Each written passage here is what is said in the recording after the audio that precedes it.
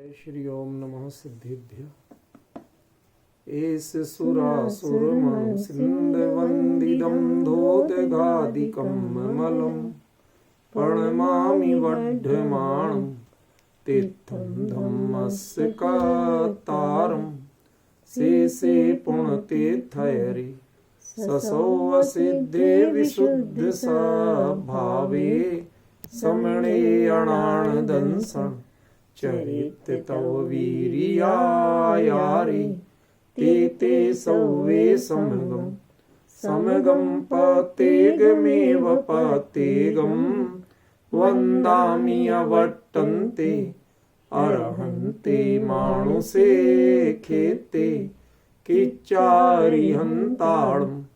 सिद्धाणं तैणमो गणहराणम् अज्झावैवगाणं साहूढं चैव सौवेसिं तेसिं विशुद्धदंसं नाणपहाणासमं समासेज्य उपसंपयामि सम्मं जतोणिवाण संपत्ति।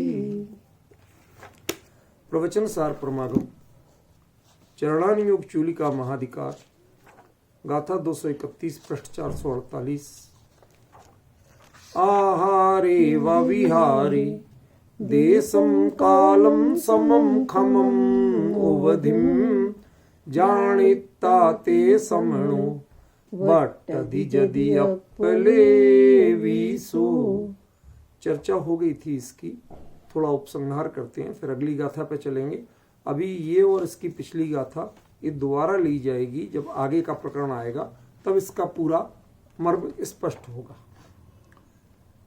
शब्दार्थ यद्यपि जरूरत नहीं है पर फिर भी ले रहे हैं। समणो समण को आहारे व विहारे, आहार या विहार की स्थिति में देशम कालम समम खमम अवधिम ते जानिता, इन 5 चीजों को जानकर देश को, काल को, सम को, खम को और अवधि को, इसके विषय में जानकर, किससे जानकर? आगम से, ज्ञानी गुरु से या केवली परमात्मा से, तीनों में से कोई भी ले सकते हैं, ठीक है ना। इनसे जानकर यदि वट्टधि, यदि वह श्रवण इस प्रकार से पूरी समझदारी से वर्तन करता है, प्रवर्तन करता है, आचरण करता है, सो अपलेवी, तो वह अल्पलेप वाला हो। अब उस बात को ज्यादा दोहराऊंगा नहीं कि अल्पलेप का अर्थ कभी भी पाप बंध नहीं है या अल्प पाप बंध नहीं है, बल्कि कर्म का अल्प बंध है। और अल्पता वो है किसमें? स्थिति और अनुभाग, ठीक है ना। प्रकृति प्रदेश में तो उत्कृष्टता रहेगी, स्थिति अनुभाग में अल्पता, ठीक है ना। अब इसमें जो एक शब्द विशेष रूप से विचारणीय है कि इसमें जो नीचे दिया समणो और ऊपर दिया समम, तो दोनों का अर्थ क्या एक है? नहीं। समणो श्रमण है या समण है? ऊपर का जो सम है वो सम है या श्रम है? तो ऊपर का जो सम है वह यहां पर मुख्यता से श्रम है, लेकिन नीचे का जो समण है वो मुख्यता से समण है, वो श्रवण नहीं। क्यों? उत्कृष्ट भूमिका वाला व्यक्ति जब थोड़ी निकृष्ट भूमिका में आता है तो उसके लिए श्रम की जानकारी होना चाहिए। जैसे मैं एक बात कहूं सरल सी दृष्टांत के रूप में, जो आत्म ध्यान में लीन हो, उसे अब यदि प्रमत्त गुण स्थान में आके कोई भी चर्या करना है, आहार करना है, विहार करना है, तो उसे ध्यान रखना कि भैया क्यों पहले नहीं जानते थे? क्या जानते थे? अब जानने की क्यों जरूरत है? यह प्रश्न बड़ा गहरा है। इस बात के लिए मैंने आज चर्चा द्वारा ली है, वरना ये गाथा लेता नहीं। अमित जी भाई साहब, क्या अंतर है असली? क्या वह पहले आहार और विहार को नहीं जानता था? क्या ये नितांत अज्ञानी या अपरिचित से श्रवण की बात है? जिसने नई नई दीक्षा ली थी उसके बाद कितनी गाथाएं हो गई, कितनी ऊंचाइयों तक पहुंच गए, परिहार विशुद्धि चरित्र तक पहुंच गए, उसके बाद ये बात हो रही है। तो ये तो नहीं कह सकते कि उसे नहीं पता था। तो फिर कुंद कुंद को ये कहने की जरूरत क्यों पड़ी कि हे श्रमण, तुम इन 5 चीजों को जान करके आहार या विहार में प्रवर्तन करना। ये जरूरत क्यों पड़ी? प्रश्न तो समझ में आ रहा है कि नहीं आ रहा है विपिन जी? भाई जो एकदम अनाड़ी हो, नया नया हो, उसके लिए तो ऐसा कहना भैया जरा ध्यान कैसे समझ के पूछ के करना बात शोभा देती। लेकिन जो इतना अभ्यस्त हो चुका हो, जिसके यशोगान में मैंने आपको पहले बता दिया, ये चरणानियोग चूली का अधिकार एक कथा है, एक ही साधु के ऊपर सारा कुछ घटित किया जा रहा है। ये भिन्न भिन्न साधुओं के ऊपर की बात नहीं, समझिए ना। तो जब एक के ऊपर ही आप सारी बात घटित कर रहे हो और उसने पहले सब कुछ सीख लिया, वह सही ही आचरण करता था, तो अब उसे यह बात कहने की जरूरत क्यों है कि तुम पुनः इन चीजों को भली भांति विचार लेना, जान लेना, समझ लेना, तब आहार या विहार में प्रवर्तन करना। प्रश्न ख्याल में आया? देखो सरल सा उत्तर है। यदि कोई घर की बच्ची और राजाओं के यहां राजमहल में ब्याही जाए और राजमहल में रहने के बाद अब वो अपने मायके आए, तो उसकी मां भी उसको कहेगी बेटी ये चीज यहां रखी है, बेटी जी ये चीज, मम्मी मुझे पता है कहां रखती थी आप, अरे बेटी अब तुम्हारे यहां तो ऐसा ऐसे होता है, हर चीज नौकरानियां देती हैं, हर चीज ये होता है। एक ऊंचे लेवल पे आने के बाद एक कवि है रहीम कवि, उन्होंने लिखा है कि बढ़त बढ़त संपत्ति सलिल मन सरोज बढ़ जाए, घटत घटत पुनि ना घटे बरु समूल को मिला है। जब संसारी जीवों के संपत्ति रूपी जल बढ़ता है तो मन रूपी सरोज माने कमल वो भी संसार में, बीच में मत बोला करो इतना यार, मैं कुछ और कह रहा हूं तुम कुछ और बोलती हो। वो क्या होता है कि जो कमल है खिला हुआ भी हो, पानी यदि तालाब में बढ़ेगा तो वो डूब नहीं जाता है, उसकी नाल उतनी ऊंची हो जाती है, बढ़ा देता है, ठीक है ना। कमल तो ऊपर तब भी खुले आसमान के नीचे ही रहता है, ठीक है। अब वो जो ऊपर खिल रहा है बढ़ तो गया, अब पानी निकल गया, तो जैसे बड़ा था वैसे वो सिकुड़ नहीं पाता, और अब उसकी जो नाल कोमल है, जो जल में रहने की आदि है कमल नाल, वो कमल नाल जब उस पर धूप पड़ती है और वो चीज पानी में है, तब तक तो उसमें स्ट्रेंथ रहती है कि कमल को जो उसका वेट है वो ले ले। लेकिन ज्यों ही उसकी स्ट्रेंथ कमजोर पड़ती है, वो उसी कमल को, जिस कमल के लिए वो बड़ी हुई है, उसी कमल के वेट को नहीं ले पाती, वो पूरी कुम्भलाने लगती।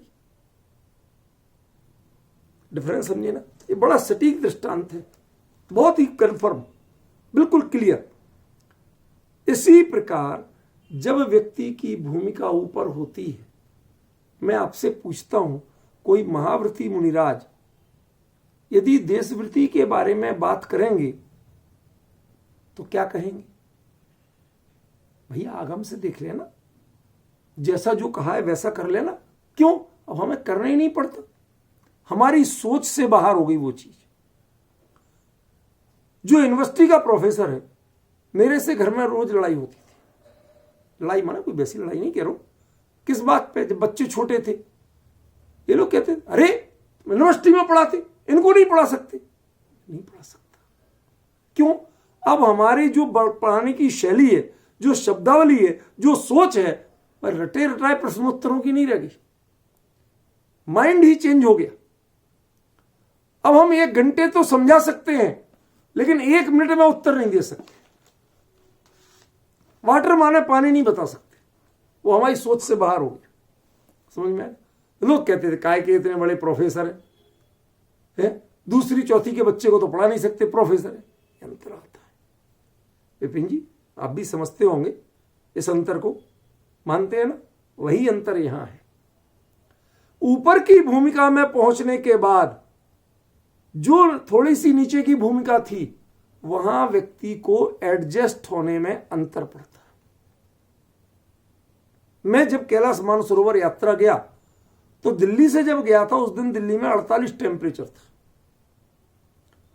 जब वहां होके आया तो रोज मतलब इनर वगैरह भी उतार नहीं सकते थे, इतनी ठंड होती थी रात को -9 -10 -12 तक। तो वो उतने कपड़े पहने पहने सोते थे, जबकि मेरी घर में आदत है कि मैं दिन भर सर्दियों में कितने कपड़े पहन लूं, लेकिन सोने के पहले मैं बिल्कुल सूती और पतले कपड़े में ही सो सकता हूं। मैं मोटे कपड़े या बदन से चिपके कपड़े या गर्म कपड़े में सो नहीं सकता, मुझे ईचिंग होने लगती है, समझिए। अब वो वहां गया, इतनी तेज ठंडक में रहा, वो चीजों को अभ्यस्त था। उसके पहले कहां से गए थे, इसी 48 से गए थे। अब वहां इतने दिन उसमें रहे आए, लौट के आए जिस दिन, उस दिन मात्र 36 टेम्परेचर था, कुल 36। क्यों? थोड़ी बारिश हो गई थी। अब जो 48 का अभ्यस्त रहा हो पहले, वो 36 में नहीं रह पा रहा। आपको समझ में आएगा?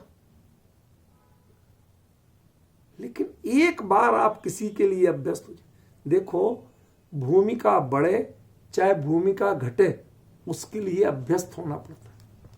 कैलाश मानसरोवर यात्रा के लिए नॉर्मली कुल 5 दिन या 4 दिन लगते हैं, लेकिन जो टूर ऑपरेटर्स हैं वो कम से कम 15 दिन लगाते हैं, 14-15 दिन।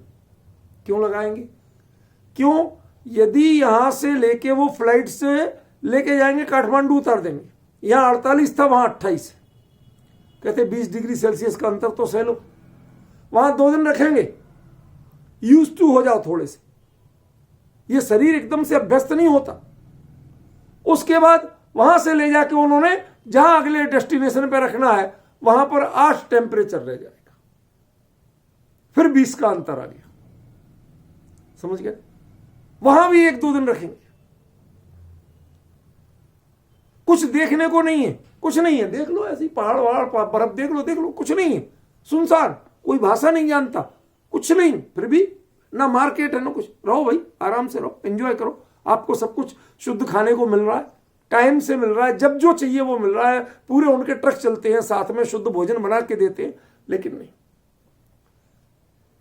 अब उसके बाद चले तो वहां से जहां पहुंचे वहां शाम को माइनस हो जाता था, वहां भी 1 दिन और रोका। ऐसे होते होते मानसरोवर होके तब पहुंचे, 8-9 दिन में कैलाश पहुंचे, 9 दिन में। यदि चाहते तो वो दूरी इतनी थी कि उसके पास भी एक एयरपोर्ट है 400-500-700 किलोमीटर दूर, तो उधर से वो 1 दिन में या 2 दिन में जाए यहां चल के पहुंचा सकते थे। लेकिन वो कहते ये जो दूरी यदि हमने जल्दी तय करवा दी तो आप लोगों में से आधे से ज्यादा लोग यात्रा नहीं कर पाएंगे। क्यों? शरीर इतना वेरिएशन नहीं सह पाएगा, मन बॉडी को उतनी जल्दी प्रिपेयर होने को नहीं कह पाता, समझ गया? वो उसके लिए अभ्यस्त नहीं हो पाता। तो ये नियम है वहां कि आप धीरे धीरे उसके अभ्यस्त बनिए। और ऐसे ही वो कहते भाई साहब लौट के तो जा रहे, दिल्ली जाते ही लू मत खा जाना, बीमार पड़ जाओगे, बुरी हालत हो जाएगी। तो आप वहां पर 2-1 दिन तो घर में पड़े रहना एसी चला के, तीसरे दिन से निकलना शुरू करना।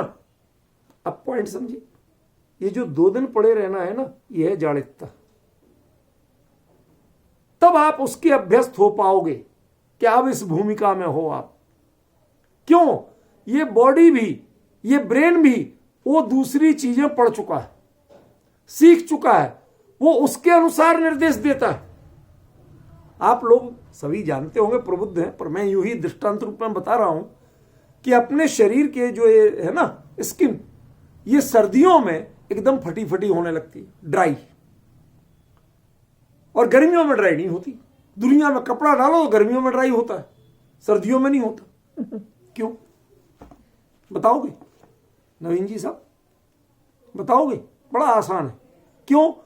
ब्रेन जो हमारे शरीर में ये स्किन है ना, जो इसकी एक्चुअली बहुत झिल्ली जैसी 7 लेयर होती, 7 परतें।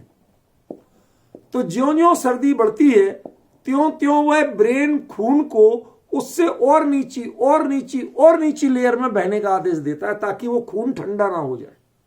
जैसे हम कपड़े पहनते हैं ना, ऐसे ही वो स्किन के कपड़े पहनाता है खून को, ताकि खून ठंडा ना हो जाए, जमे नहीं। समझिए आप? तो वो नीचे, जब वो ऊपर की लेयर में है ही नहीं, नीचे पहुंच गया, तो ऊपर की लेयर अपने आप मरी जैसी होगी, रूखी हो जाएगी। समझ गए ना? ये अंतर है ख्याल में। अब वो उसको उसका अभ्यस्त होने में टाइम लगता है, उसे याद करना पड़ता है, नहीं नहीं नहीं, अब मौसम बदल गया, अब थोड़ा थोड़ा हमें ऐसा होना चाहिए। अब पॉइंट समझिए ना? ऐसे ही जो मुनिराज परिहार विशुद्धि संयम की उच्च भूमिका में पहुंच चुके, जो तो उन्हें इस एक बात बताओ, परिहार विशुद्धि संयम कोई लेगा क्यों? मोक्ष जाने के लिए, लौट के आहार और विहार करने के लिए नहीं लेगा भाई। जिसे केवली बन जाना है, केवली बनने का पुरुषार्थ जो कर रहा हो, उसके लिए जरूरत क्या है इसकी? वो क्यों याद रखेगा? वो तो ये मान के चल रहा हम तो अब केवली हो जाएंगे। इन सबको दिमाग हटा लिया, उपयोग हटा लिया, उनसे निष्प्रय हो गए, लगभग भुला दिया। अब लौट के आए, नहीं हो पाए केवली, कहती है भैया अभी फिलहाल जब तक इस गुणस्थान में हो, इस भूमिका में हो, तो इन चीजों को आप, इसको कहते हैं एजुकेशन की लैंग्वेज में रिफ्रेशर कोर्स। विपिन जी आप तो समझ रहे हैं ना? रिफ्रेशर कोर्स, उस बात को रिफ्रेश करना, पुनः स्मरण करना, और वो स्मरण करके तब वैसा करना। तुम जिस भूमिका के, जिस सोच के बन चुके हो, उस सोच के अनुसार ये आहार विहार के काम मत करने लगना। नहीं तो पता चला कि आहार के लिए खड़े हुए, अपने ध्यान में चले गए, अब देने वाले देने को खड़े, किसको दे? अंतर है। आपको कोई कुछ भी डाल दे, आप खा जाओगे। क्यों? क्योंकि आपको ध्यान ही नहीं। यहां कहते नहीं, जब आहार ले रहे हो तो ध्यान बाकायदा वहां रखना। समझ गया ना? ये डिफरेंस है। इसलिए कहा आचार्य ने, ते जानिता, इनको अच्छी तरह जानकर कि अब तुम किस देश में हो, तुम विदेश क्षेत्र में नहीं हो, किस काल में हो, तुम पंचम काल में हो, तुम चौथे काल में नहीं हो। ठीक है ना? समम, तुम्हें वहां पर कहीं जाती ही नहीं थी, समोसरण में बैठे तो बैठे, भगवान सामने, किसी चीज का विकल्प नहीं था। पर यहां विकल्प रहेगा, यहां जाना आना भी पड़ेगा। ख्याल में ना? फिर खमम, तुम क्षमता भी विचारना कि अब उम्र हो गई है। ध्यान रखना है किसकी बात चल रही है? कुंद कुंद की बात चल रही है अपने लिए। खमम, तुम अपनी क्षमता, दैहिक क्षमता कितनी है और आत्मिक क्षमता तो अनंत है, तुम उसके भरोसे देह का उपयोग मत कर लेना, या जैसे पहले देह का उपयोग करते थे वैसा मत कर लेना। समझ गए ना? विचार करके करना, धीरे से उठो, धीरे से बैठो। ये अंतर पड़ता है, सिखाया जाता है। आज आपको सिखाया जाता है कि एक एज 30+ होते ही, 35+ होते ही रात को यदि उठना है तो उठ के सीधे खड़े मत हो जाना, सीधे मत चल लेना, स्ट्रोक आ सकता है। उठ के पहले धीरे से बैठो, 1 मिनट 1.5 मिनट बैठे रहो, फिर पैर लटका के बैठो ताकि ब्लड सर्कुलेशन नॉर्मल हो जाए, तब उठ के जाना। चक्कर नहीं आएगा, गिरोगे नहीं, दौरा नहीं पड़ेगा, स्ट्रोक नहीं पड़ेगा। एक बच्चे के लिए क्यों नहीं होती ये नियम? क्यों? उनके ब्लड सर्कुलेशन उतना एक्टिव रहता है, उनका ब्रेन उतना एक्टिव रहता है, वो क्षण से उस चीज को पकड़ लेते हैं। हमारे एज होते ही धीरे धीरे। इसलिए आप अपनी क्षमता को विचार करके करना। अब पहले जैसे शरीर की स्थिति नहीं रह गई।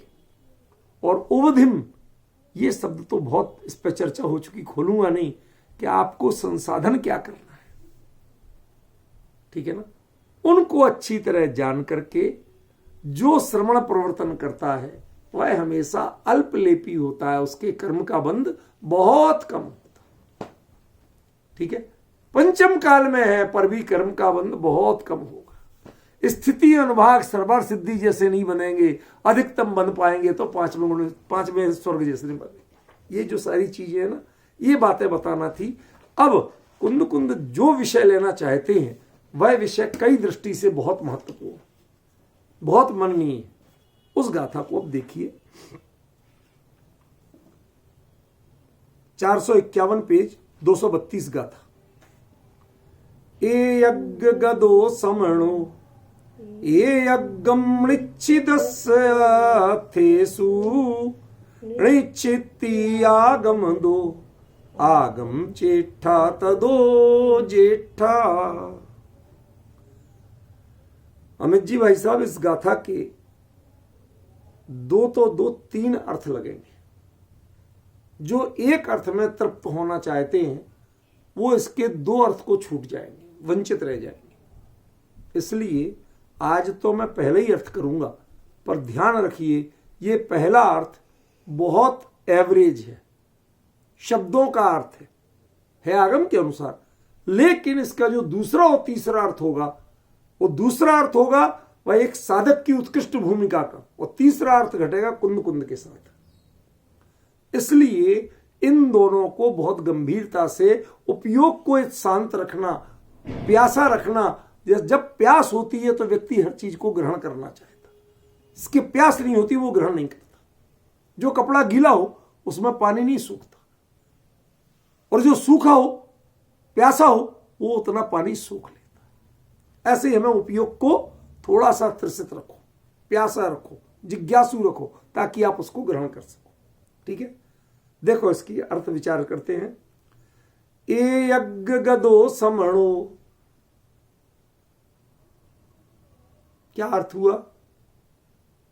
ये श्रवण की एक नई परिभाषा दे रहे हैं कुंद कुंद। आपसे पूछा जाए श्रवण किसे कहते हैं या समण किसे कहते हैं, कुछ भी कह लो एक बार, किसे कहते हैं यदि ये प्रश्न किया जाए तो उत्तर क्या है? ए यज्ञ गदो समणो, जो एकाग्रता को प्राप्त हो उसी का नाम श्रवण है। और एकाग्रता कहां मिलती है, कौन सी दुकान पे मिलती है? सब गलत उत्तर। मैं जो पूछता हूं वो उत्तर कोई देती नहीं। एकाग्रता अंतरंग तप में सबसे उत्कृष्ट तप ध्यान, एकाग्र चिंता निरोधो ध्यानम, है कि नहीं परिभाषा में? बताइए, मैंने कुछ अटपटी बात कही क्या? ये कमी है। यदि आप आगम का आलोड़न करते हैं, उन विषयों में ही रमते हैं, तो आपको एक सेकंड में उत्तर आना चाहिए, टच करते ही उत्तर आना चाहिए। समझ गए ना? एकाग्रता, ध्यान रखना, ध्यान तो आर्त रौद्र ध्यान भी है, एकाग्रता उसमें भी होती है, लेकिन विषयों में होती है, कषायों में होती है, इसलिए वो अशुभ है, संसार के कारण है। परे मोक्ष हेतु, बाद के दो है वो मोक्ष हेतु है। तो यहां चर्चा किसकी है? मोक्ष की है, संसार की? मोक्ष की है ना। तो फिर मोक्ष की चर्चा होने से भाई चरणान युग की चूलिका किसके लिए होगी? मोक्षगामियों के लिए कि संसार में भटकने वालों के लिए? समझ गए ना? तो जो मोक्ष जाने के लिए कृत संकल्प हैं, अम्रचंद्राचार्य की भाषा में बद्धा कक्ष अतो सकल मोह वाहिनी विजयाय बद्धा कक्षयम, मैंने पूरी मोह की सीना को जीतने के लिए कमर कस रखी। ये मुहावरा है, कमर कसना। समझ गए ना? तो आप सोचिए क्या कह रहे? ए यज्ञ गदो समणो। अब वो एकाग्रता यदि ध्यान में है तो ध्यान का कौन सा रूप लेना चाहेंगे? कि कायदे से कहें तो धर्म ध्यान के भी लास्ट रूप लेना चाहेंगे, उसकी बात तो शुक्ल ध्यान है। धर्म ध्यान के शुरू के 3 रूप भी इनके काम के नहीं बचते। पर जो अपना छेदोपस्थापना है वहां तक तो दूसरा तीसरा रूप काम का है, छेदोपस्थापना से ऊपर बढ़ते हैं वो तीसरा रूप भी काम नहीं रह जाता। इसलिए इन विषयों को थोड़ा एकाग्रता से सुनना। हमारी सुमन बहन जी भी सुन रही होंगी, बहुत ध्यान से सुनना इस बात को जो बताना चाहता हूं। जो एकाग्रता को, जो यदि प्रमत्त प्रमत्त में झूल रहा है वो क्या एकाग्र है? जबकि मुनिराज तो सारे यही कहे गए, क्षण क्षण में अंतर्मुख हो, सिद्धों से बातें करते। जितनी आपकी परिभाषाएं हैं कहां घटाई है आपने? प्रमत्त और अप्रमत्त, प्रमत्त और अप्रमत्त, हर अंतर मुहूर्त में बदलता है। क्यों भैया, ऐसा क्यों? कुंद कुंद तो कह ही नहीं रही, वो तो कहते हैं ये यज्ञ गदो समणो, जो एकाग्रता को प्राप्त है वही श्रमण है, जो एकाग्रता को प्राप्त नहीं है वो श्रमण है ही नहीं। मतलब ध्यानावस्था में जो है वो भी आत्म ध्यान की अवस्था, संसार के पर पदार्थ अर्थ और ध्यान की अवस्था नहीं, समझिए ना। तृतीय और चतुर्थ धर्म ध्यान की अवस्था, उसके बाद शुक्ल ध्यान आ जाता है। इसलिए जो शब्द प्रयोग कर रहा हूं इनको थोड़ा सा मेमोरी में फीड करके रखना। यहां पर एकाग्रता माने ध्यान तो है, लेकिन कौन सा? तृतीय और चतुर्थ धर्म ध्यान। शुक्ल ध्यान हो नहीं सकता। क्यों? शुक्ल ध्यान वाला तो लौटता ही नहीं, समझ गए? शुक्ल ध्यान वाला कभी प्रमत्त अवस्था में नहीं आता, और प्रमत्त अवस्था वाले के लिए शुक्ल ध्यान नहीं होता। शुक्ले चाद्ये पूर्व विदा परे केवलिना, ये सब पढ़े हैं ना। जो पूर्वविद उनके शुक्ल ध्यान होता है वो बड़ा एक स्थूल भूमिका कही गई। कायदे से तो केवली के जो होता है वही शुक्ल ध्यान है, ख्याल में। तो ऐसी जो अंतर बता रहे हैं कि इस प्रकार उत्कृष्ट ध्यान की भूमिका वाला जो है वही श्रमण है, अन्य कोई श्रमण ही नहीं। क्या आप इसे स्वीकार करने को तैयार हैं? यदि इसे स्वीकार करने को तैयार हैं, आज आप माने सभी कुंद, मैं तो कुंद कुंद की ओर से बोल रहा हूं, मैं अपनी ओर से नहीं बोल रहा हूं। कुंद कुंद पूछ रहे हैं क्या आप इसे स्वीकार करने को तैयार हैं? हाँ साहब तैयार है। कहना बहुत आसान है, फिर हमारा प्रश्न रहेगा फिर ये नग्गो ही मुख मग्गो, ये सब बातों में दम नहीं रह गई क्या? ये सब जो 28 मूल गुण का पालन करता है उसे साधु कहते हैं, ईर्ष्या पथ से गमन करता है उसे साधु कहते हैं, ये सब बातें बेकार हो गई। जो धर्मोपदेश देता है उसे साधु कहते हैं, जो अनियत विहारी होता है उसे साधु कहते हैं, ये सब परिभाषाएं आपकी स्थूल भूमिका की हैं। जिस लेवल पे कुंद कुंद से व्याख्यान दे रहे हैं उस लेवल पे जो अपने स्वरूप में एकाग्रता को प्राप्त तृतीय चतुर्थ धर्म ध्यान और शुक्ल ध्यान की भूमिका में जो पहुंचने वाले हैं उनका नाम ही श्रवण है, अन्य किसी का नाम श्रवण नहीं है। विपिन जी, क्या आप जानते हैं कि केवली भगवान को भी श्रवण कहा गया है?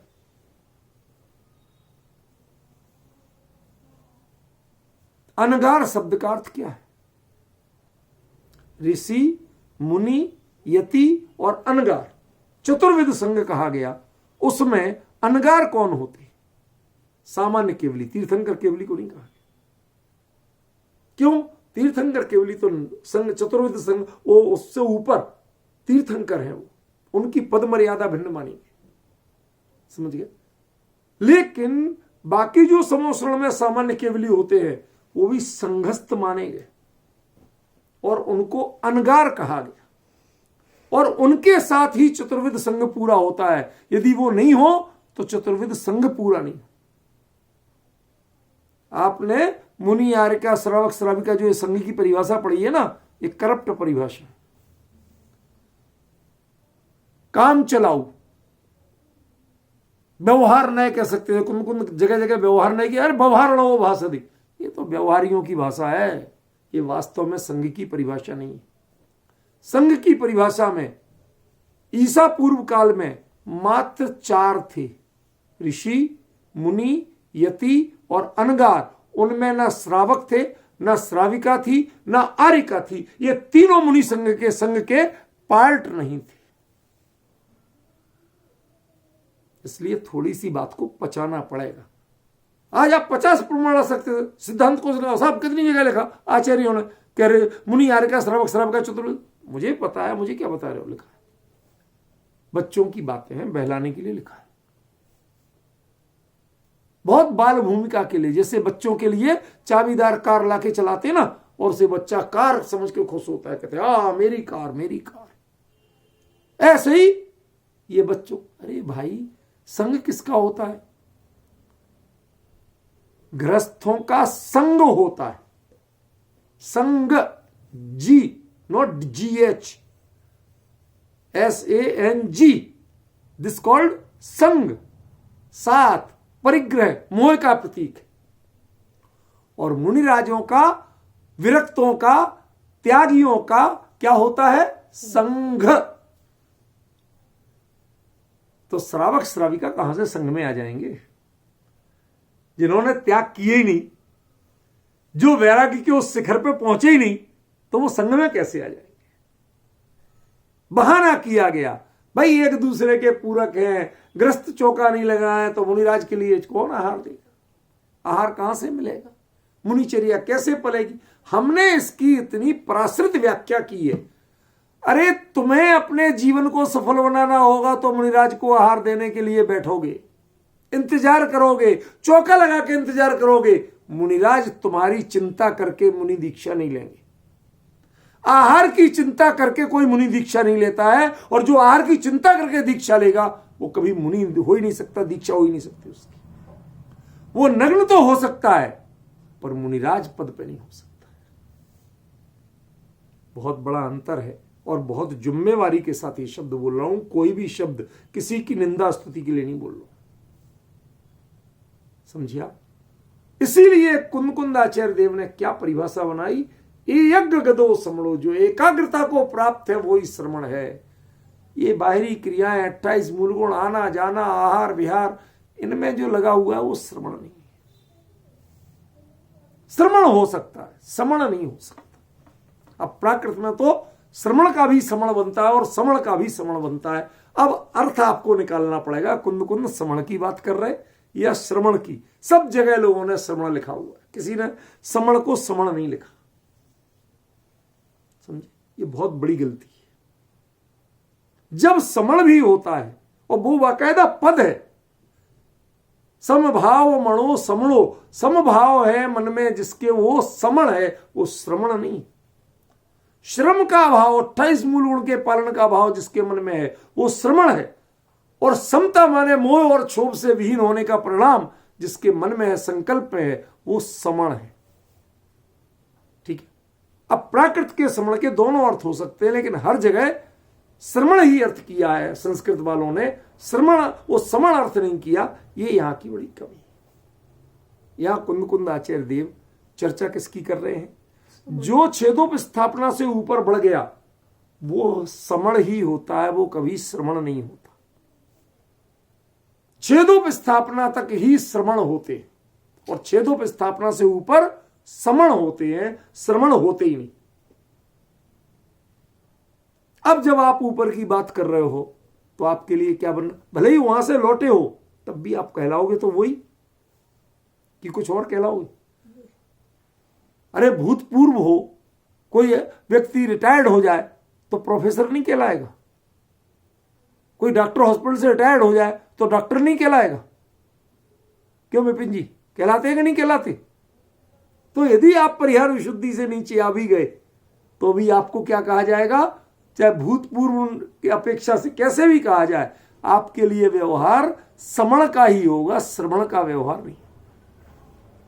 ख्याल में? ए यज्ञ गदो समणो। तो दूसरा प्रश्न किया, फिर ये एकाग्रता कौन सी है? कि ए यज्ञमृच्छिदस्याथेषु, जो जिन पदार्थों का आपने निर्णय किया है, तय किया है, मर्यादा ली है। यहां निश्चित करना माने मर्यादा। मैंने तो निश्चित कर रखा है भाई 4 चीजें लूंगा, 5वीं चीज नहीं लूंगा। मैंने निश्चय कर रखा 4 कपड़े रखूंगा, 5वां नहीं रखूंगा। मैंने निश्चय कर रखा 4 बर्तन रखूंगा, 5वां नहीं। आप समझ गए ना? ये जो मर्यादा को भी निश्चय करना कहते हैं। सुना होगा, पढ़ा होगा आपने, हमने तो इतनी तय कर रखा, हमने तो इतनी सीमा बांध रखी, कहते कि नहीं कहते? वही बात कह रहे। यज्ञम, एकाग्रता क्या है? ऋच्छिदस्यथेषु, जो निश्चित किए हैं उन्हीं अर्थों में ही एकाग्रता होती है। यदि उसके बाहर चले गए तो एकाग्रता नहीं होती। अब वो निश्चित अर्थ क्या है अभी क्लियर करूंगा, अभी तो शब्दार्थ समझो। और वह निश्चय जो आपने किया, तो निश्चयपना, निश्चित्ती ये क्या है, कैसे होती है कि निश्चित्ती आगम दो। निश्चित्ती क्या है हमारे लिए हितकारी, क्या हितकारी है, कैसे निर्णय होगा। किसी को कहे कि भाई कमजोर हो गया, इसे बादाम का हलवा खिलाओ, कहते भाई इन मूर्खों की बात मत मान लेना, वैद्य डॉक्टर से पूछो, जिसका इलाज चल रहा वो बताएगा कि क्या खिलाओ और क्या ना खिलाओ।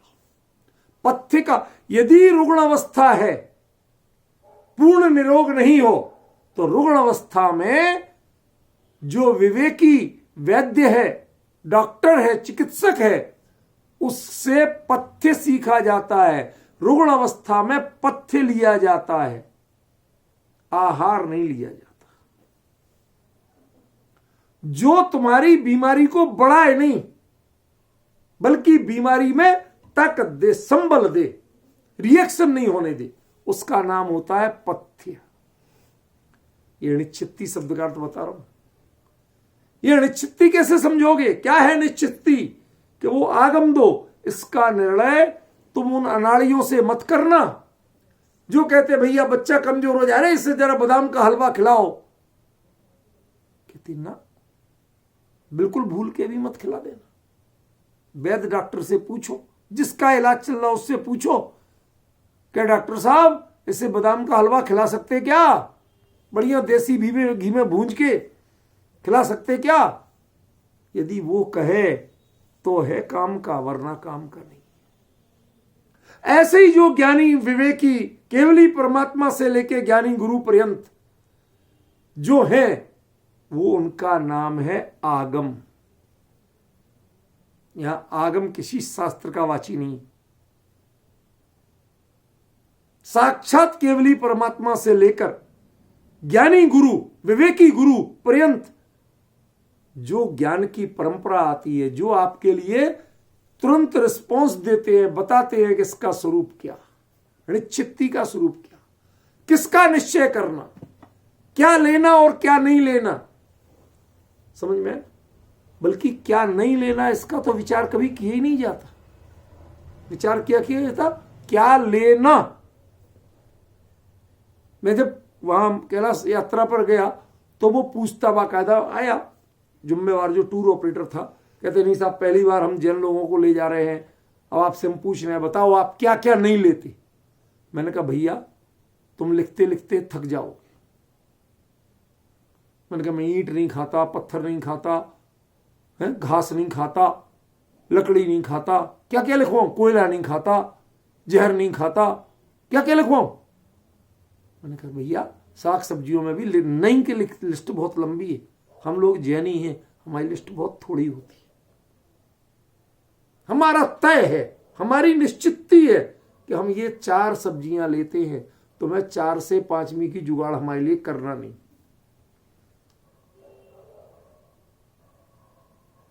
वो कहता भाई साहब बस इतनी चीज है, इतने 15 दिन यही, हमें चल जाएगा, हमें कोई टेंशन नहीं। अब डिफरेंस ख्याल में आ रहा, अंतर ख्याल में आ रहा, क्या हो रहा है। निश्चित्ती में हमेशा मर्यादा होती है, अमर्यादित नहीं होती। हमने तय कर लिया, हमने निश्चय कर लिया, हमारे निश्चय की परिधि में क्या क्या आया, साहब हम ये 4 चीजें लेंगे और कुछ नहीं लेंगे। ऐसे ही जिसने कितना निश्चय किया, बताइए मुनि धर्म में क्या निश्चय हो सकता। एक तो में एक केवली के वचन, एक ज्ञानी गुरु की आज्ञा, और चौथा सदाचार, जो उनका चरणानियोग के अनुकूल आचरण है, भूमिका के अनुकूल आचरण है। इसके अलावा अन्य किसी चीज पर विचार नहीं करते। आजकल शिवोपसम का खेल बहुत चलने लगा। रूपल बहन सुनना बहुत ध्यान से, मैं क्या कहने वाला हूं। क्षोभसम का खेल बहुत चलने लगा, कुछ भी पढ़ लो, कुछ भी कर लो। हम लोग पढ़ते, कुछ भी पढ़ लेते। आप कुरान दे दो, कुरान पढ़ लेंगे, हमें कोई अंतर नहीं। लेकिन मैं किसी का नाम नहीं लूंगा, लेकिन थोड़े आज के इन मॉडर्न लोगों को छोड़ के, आधुनिक साधुओं को छोड़ के, मुनिराजों को, उसके थोड़ी पहले पे जाइए आप, जो शांति सागर जी वगैरह की परंपरा के थे। तो उनको किसी ने ले जाके शुद्ध दिगंबर आमनाय के अलावा का ग्रंथ दे दिया, तो उन्होंने सहज ले लिया। शास्त्राकार स्टाइल में प्रिंट था, वैसी बाइंडिंग थी, पुस्तकों जैसी नहीं थी, तो उन्होंने ले लिया, पढ़ने लगे।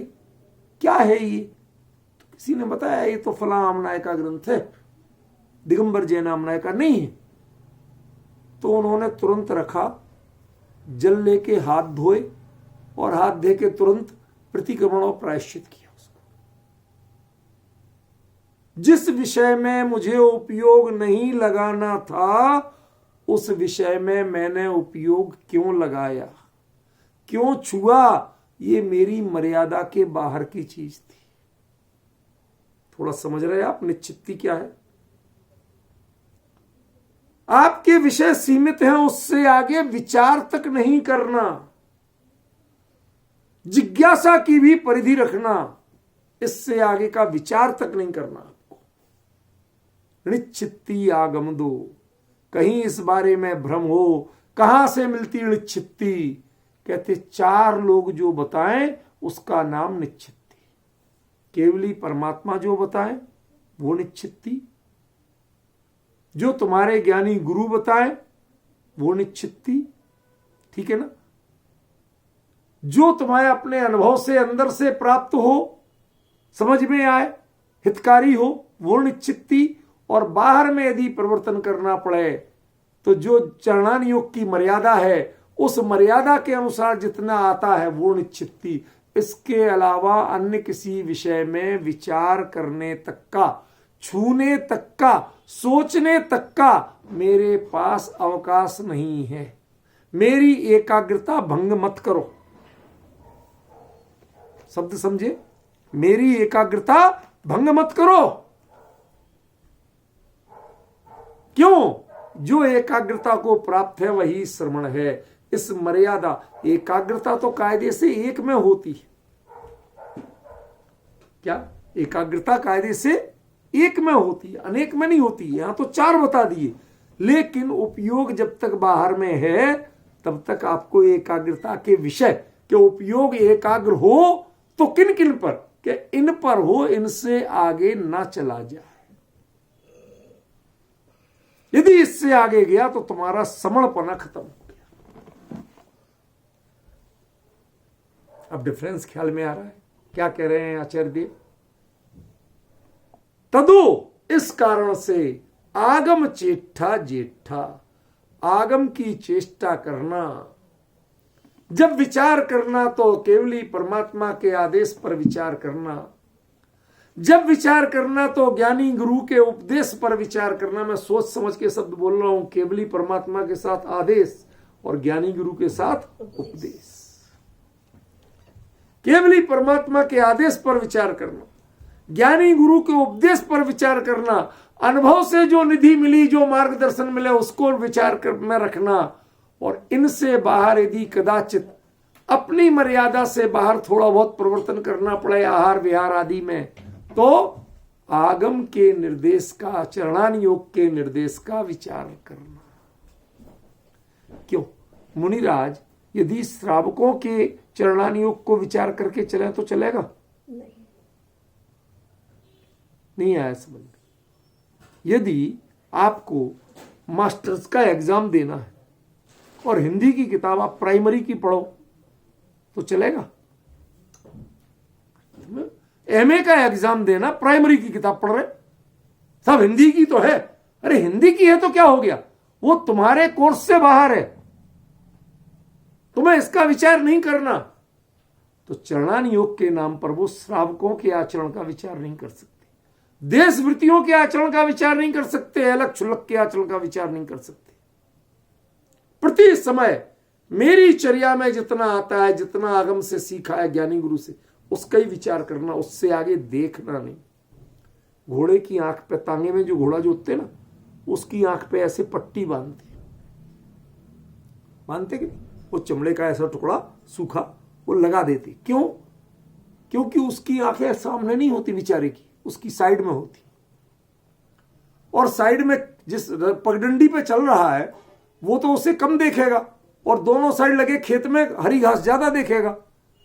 तो वो पगडंडी पे दौड़ेगा, सड़क पे चलेगा या खेत में जाएगा?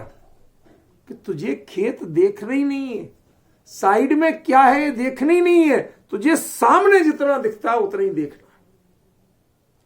बेचारे को दूर से तो सामने भी खेत दिखते हैं हरे हरे, वो दौड़ के जाता है तो दिखना बंद हो जाते, गायब हो जाते। ऐसे ही जब आपको कदाचित प्रथमान योग आदि के विचार करें तो सारी चीजों की जानकारी मिलती है, बहुत से ज्ञान के गेय बनते हैं, लेकिन जब तक उपयोग उनके नजदीक पहुंचे तो आपकी आंखों की पट्टी वो आगम की इतनी मर्यादित बंधी हुई है कि वो सारी चीजें गायब हो जाएं, अपने मार्ग के अलावा कुछ भी दिखता नहीं है, कहीं दाएं बाएं जाने का विचार तक नहीं आए। ये है आगम चिट्ठा तदो जेठा। इसलिए आगम चक्षु साहू जो कहा वो इसलिए कहा। आगम चक्षु, आगम नॉलेज की चीज नहीं है, आगम चेष्टा की चीज है। Please mind this word Vipin ji, आगम नॉलेज की चीज नहीं है। हाँ साहब हमें बधू खबर छे, ये बधू खबर छे से काम नहीं चलेगा, समझ गए? ये पंडिताई से काम नहीं चलेगा, गाथाएं सुनाने से काम नहीं चलेगा, खटखट उत्तर देने कंप्यूटर की तरह देते हैं उससे भी काम नहीं चलेगा। हमारे कुछ विद्वान है, उन्होंने तो बताया मेरे को, अच्छे रूप में कह रहा हूं, बुरे रूप में नहीं कह रहा हूं, पूरे कमरे में दीवार पे इतने कंप्यूटर लगाए हुए हैं और उनका एक मास्टर अपना, और जिस चीज का कहो उसमें तुरंत उत्तर आ जाता, खट से बता देते हैं क्या पूछा आपने। सब ग्रंथों को फीड कर रखा है। तो भैया ये फीड करने से क्या आपकी चर्या बदल गई? क्षोभसम में तो वो आ गया, लेकिन क्या आपके ज्ञान में आया, आपके श्रद्धान में आया, आपके आचरण में आया?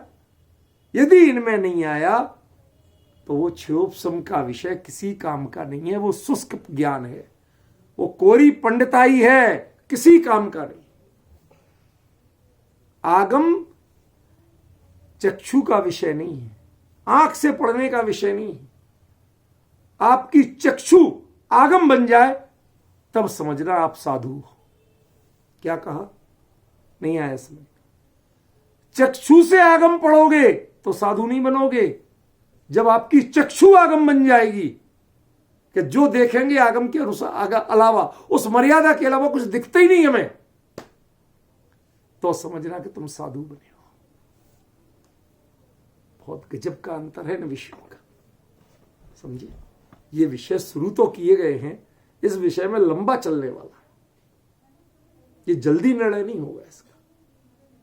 जो कहा कुंद कुंद का ही वचन है, आगम चक्षु साहू, और यहां कहते हैं आगम चेष्टा जेठा।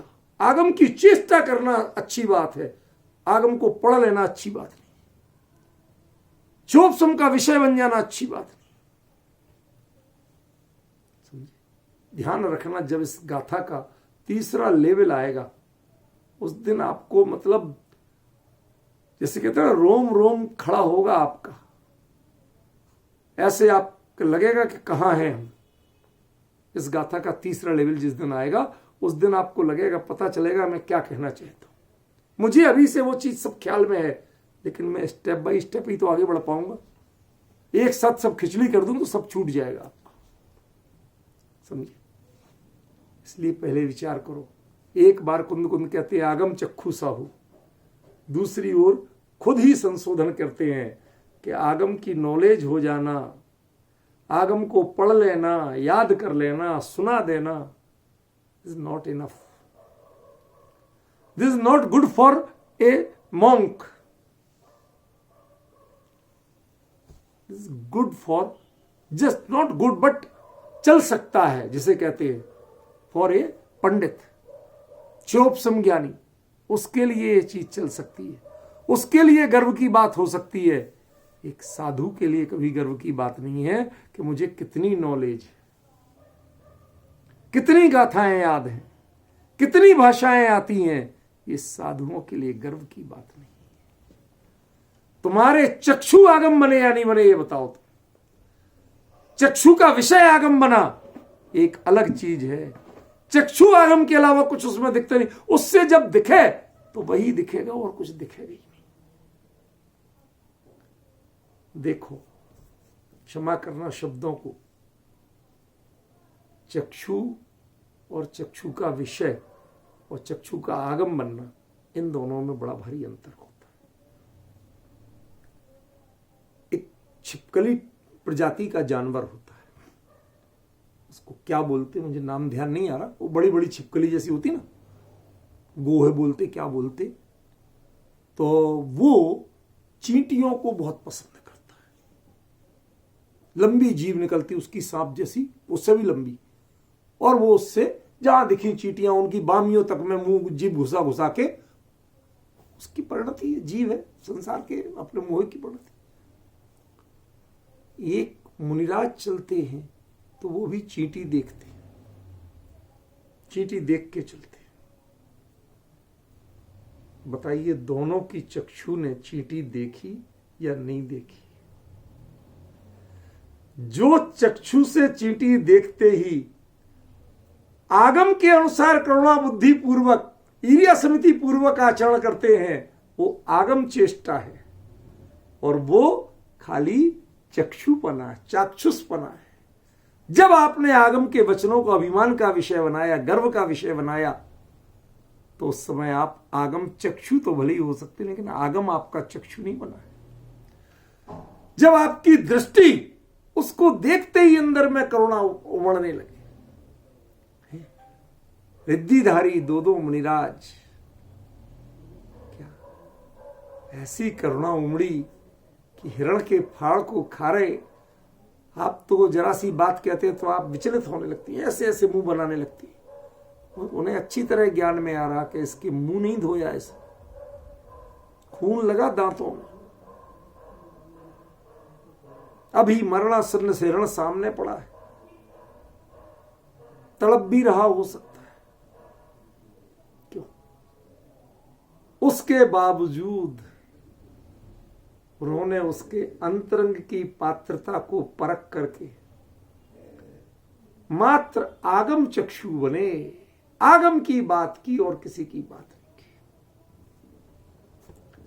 खून नहीं दिखा, हिंसा नहीं दिखी, उसमें उस जीव की भवितव्यता दिखी, भावी तीर्थंकर दिखे। आप विश्वास नहीं करेंगे, मैंने कहीं पढ़ा, आज याद नहीं है, क्योंकि अब बचपन से पढ़ता तो बहुत रहा, अब धीरे धीरे अंतर ये जरूर आ रहा है कि रेफरेंस याद नहीं रहते, सारे बात याद रह जाती, अब रेफरेंस को फीड करने की जगह कम बची। जो बात है, जो नॉलेज है, जो जानकारियां हैं, वो तो रहती हैं, लेकिन उनके किस ग्रंथ के, किस आचार्य, मेरे से मत पूछो, मेरे को नहीं आता। मैं उत्तर नहीं, कई बार इसलिए लोगों के प्रश्नों को उत्तर नहीं देता हूं। क्यों? आपको क्षण से प्रमाण बताओ, कहां लिखा, मैं कहां ढूंढने जाऊं, कहां से ढूंढ के लाऊं। मैंने पढ़ा है, किसी आचार्य या विद्वान ने लिखा है, वरिष्ठ विद्वान ने, अब वो वर्धमान चरियु का है या वर्धमान चरितम का है या महावीर पुराण का, आई डोंट नो कहां का है, लेकिन उसमें ये आता है कि जब देखा हिरण को फाड़ के खा, उसके परिणामों में कहीं कोई दया ममता नहीं, लेकिन मुनिराज ने अपने अवधि ज्ञान से जाना कि यह इस क्षेत्र का 24वां तीर्थंकर होने वाला जीव है, कितने जीवों का कल्याण होने वाला है, इसके तो परिणामों की परिणति बदलने का काल आ चुका है। उन्होंने बिना हाथ जोड़े भावों में भावी तीर्थंकर को नमस्कार किया और उसके बाद उपदेश देना शुरू किया। ये शब्द आज भी याद है, लगभग 45 साल पहले पढ़े थे। भावों में भावी तीर्थंकर को नमस्कार करके, वरना किसको संबोधन देने जाएं जिसके दांतों में खून लगाओ, पंजों में खून लगाओ, सामने तड़पता जानवर पड़ा हो। कौन जाए, कौन बोले, कौन देखे ऐसी चीज को? देखना चाहते कहते आगम चक्षु साहु, आप अपनी चक्षु में आगम को भी बिठा लो, आपकी चक्षु आगम बन जाए, उसके अलावा कुछ देखे ही नहीं। कोई दोष नहीं है, आप साधु, समझिए। और उन्होंने जब जो उपदेश दिया, जो कहा, उसका स्वरूप क्या होगा आप विचार कर सकते हो। जो मुनिराज ने जब उसके बाद जो बोले होंगे, तो पहले क्या किया? भावी तीर्थंकर को वंदन किया, और भावी तीर्थंकर को वंदन करने के बाद जो अंदर से करुणा का झरना झरा, हरे वनराज,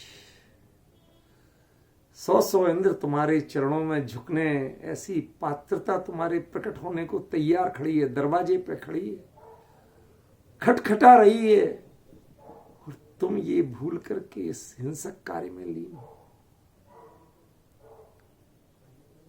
कुछ तो सोचो, अपने स्वरूप का विचार करो। मैं तुम्हें भावी तीर्थंकर देख रहा हूं, मैं तुम्हें ये जीव को मारने वाला नहीं देख रहा। ऐसा देख करके जो बोले, और यहां मुंह धोया नहीं, दांत धोए नहीं, हाथ धोए नहीं, और अंतरंग में उतर करके जो सम्यक दर्शन निर्मल आत्मानुभूति प्राप्त की, उसके बाद मुनिराज ने आंख बंद की। हाथ तो नहीं जोड़ सकते थे इस अविरत अवस्था की ओर महाव्रती के, लेकिन आंख बंद करके उनको वंदन कर लिया। उस अनुभूति के परिणाम को जो भावी 24वें तीर्थंकर के जन्म का क्षण था, ध्यान रखना, 24वें तीर्थंकर का जन्म कहां हुआ था? उस शेर की पर्याय में हो गया था। उस जन्म क्षण को वंदन कर लिया, अपनी आंखें झुका ली, पलकें बंद करके, भावपूर्वक करके, और आकाशगामी वृद्धि से चले गए, चारण वृद्धि से चले गए।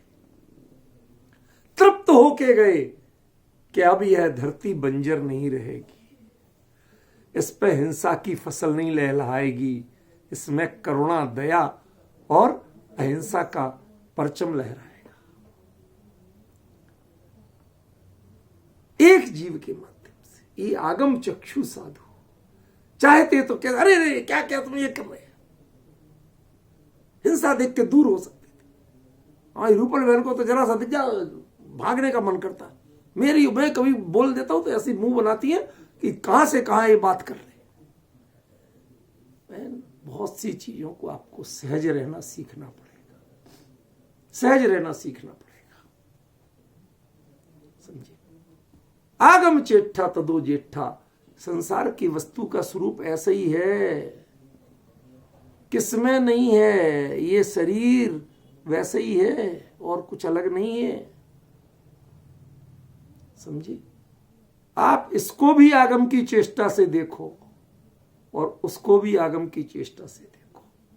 जब हिरण को फाड़ने वाले को आपने भावी तीर्थंकर की दृष्टि से देख लिया, तब बोल पाए ना कि क्रूर प्राणी के दृष्टि से बोले आप, नहीं बोले। ऐसे इस देह को भी आप अनासक्त, देह मेरी है ही नहीं, मेरा स्वरूप ही नहीं, आज तक कभी न जाने कितनी मिली कितनी छूटी, ये संयोग था, मेरा ये स्वभाव नहीं बन पाया आज तक। नरक की इतनी वेदनाएं भोगी, देह जल जल के, पिघल पिघल के पारे की तरह बही, पर प्राण नहीं निकले, तब भी दुखी रहा। और ऐसे में एक क्षण को जिसने अपने स्वरूप का विचार कर लिया वो सुखी। इसलिए आगम का ज्ञान महत्वपूर्ण ज्येष्ठा नहीं है, आगम की चेष्टा ज्येष्ठा है, समझिए। ये चीज जरा विचार करो। समय तो हो गया, अभी चर्चा चलेगी इसमें तो बहुत आनंद आने वाला है। आपको पता चलेगा कि परिहार विशुद्धि से लौटने वाले भी क्या होते हैं और वो वापस उसकी ओर कैसे बढ़ते हैं, ये सारा मर्म पता चलेगा इसमें। और साथ में लास्ट में जब कुंद कुंद इसमें उभरते हुए दिखेंगे, तब आपको लगेगा कुंद कुंद क्या थे। आज समय